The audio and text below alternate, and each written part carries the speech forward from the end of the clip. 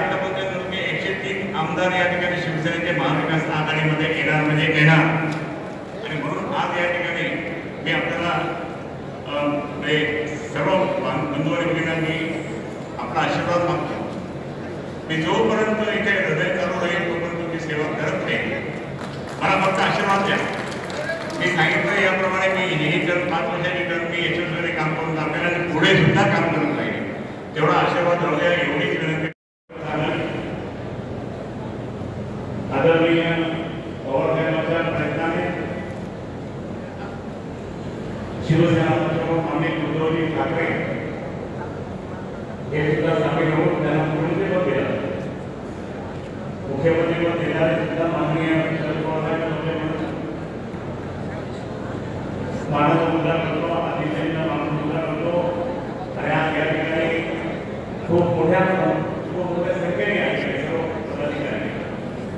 Shiv Sena, Congress, Rashtrawadi, communist party, आप, समाजवादी party हे सर्व त्या ठिकाणी उपस्थित आहे. सगळे या सगळ्यांना धन्यवाद देतो.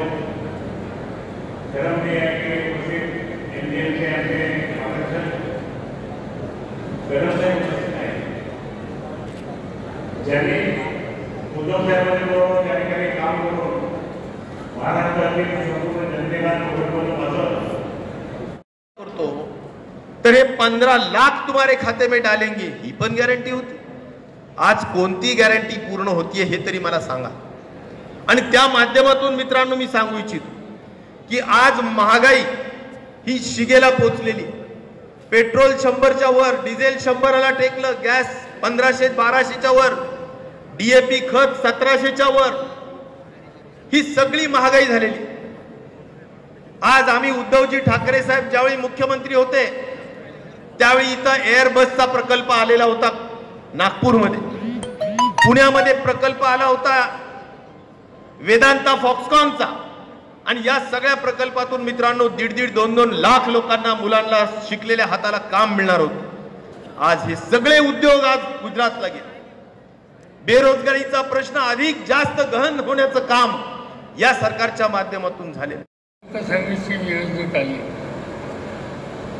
पक्षाने निकाल घ्यायचा आहे की हा देशाचा कारभार कुणाच्या हातामध्ये द्यायचा,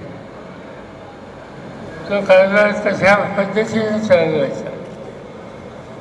आणि देशासोबतचे महत्त्वाचे प्रश्न आहेत त्या प्रश्नांची सोडवणूक करण्याची ताकद ही कुणामध्ये आहे याचा विचार करून निर्णय घेतला.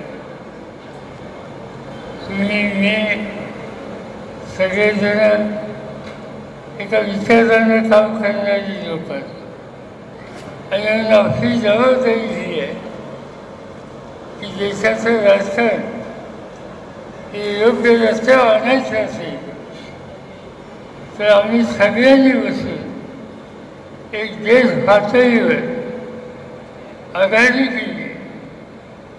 त्या आघाडीला साथ देण्याच्यासाठी आम्ही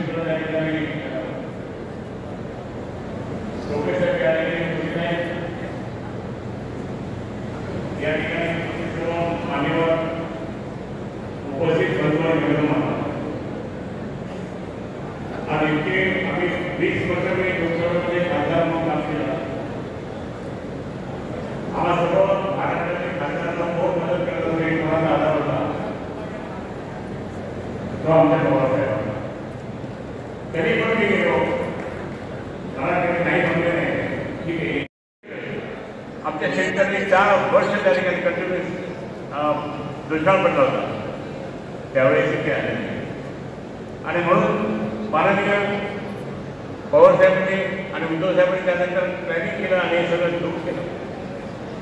तुम्हाला या ठिकाणी सांगतो की आज नॅशनल हायवे काँग्रेसच्या काळात झाले.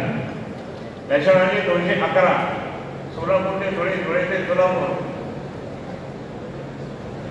इथे अवसरपणे इथे माझ्याकडे आणि त्यांच्यासोबतच मी आलो, त्यांच्यासोबतच गेलो होतो. शाळेतून करणं होतं. मी त्यांना सगळी माहिती